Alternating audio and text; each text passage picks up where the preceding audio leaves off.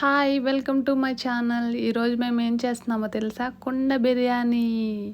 Thumbnail చూస్తేనే మీకు అర్థమైపోతుంది ఉంటుంది కదా.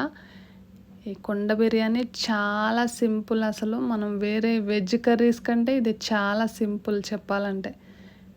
ఈ కుండలు మనకి 150 రూపీస్ అలా పెడితే వచ్చేస్తాయి. మేము అలానే తీసుకున్నాం. హాఫ్ కేజీ చికెన్ తీసుకుని అన్ని మసాలాస్ వేసేసి ఫ్రైడ్ ఆనియన్స్, కొత్తిమీర, నిమ్మకాయ అన్నీ వేసేసి పెరుగు వేసేసి మొత్తం అంతా బాగా కలపాలి. కలిపాక కొంచెం ఆయిల్ యాడ్ చేసుకోవాలి. ఆయిల్ యాడ్ చేసుకొని మళ్ళీ మనం దాన్ని ఫుల్గా మసాజ్ చేసినట్టుగా కొంచెంసేపు కలపాలి. ఒక 15 మినిట్స్ అలా కలిపితే మనకి మంచిగా అవుతుంది అది. మనం దీన్ని ఏం ఫ్రిడ్జ్లో పెట్టాల్సిన అవసరం లేదు.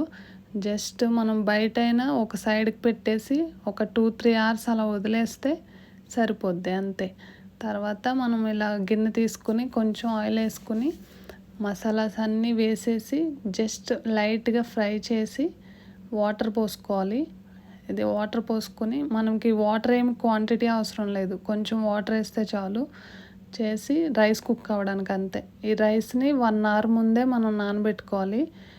బిర్యానీ రైస్ కొంచెం గట్టిగా ఉంటాయి కదా, 1 అవర్ ముందు నానబెట్టుకుంటే బాగుంటుంది. 80% కుక్ అయ్యాక మనం ఇదంతా కుండలో ఇలా సెటిల్ చేసేయాలి మొత్తం. ఇది ఎవరైనా చేసేయచ్చు, చాలా ఈజీ.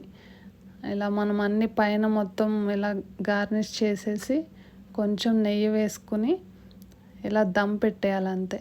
ఈ చపాతీ పిండి ఇలా గట్టిగా ఉండాల్సిన అవసరం లేదు, ఎందుకంటే కుండ కాబట్టి అది స్టిక్ అయిపోద్ది ఎలా అయినా. దమ్ చేసేసుకుని మనం 10 మినిట్స్ హై ఫ్లేమ్లో, 5 మినిట్స్ లో ఫ్లేమ్లో పెట్టి కుక్ చేసుకుంటే బిర్యానీ రెడీ. ఎంత బాగుందో కదా చూడడానికి. తినడానికి కూడా అసలు సూపర్ ఉంటుంది.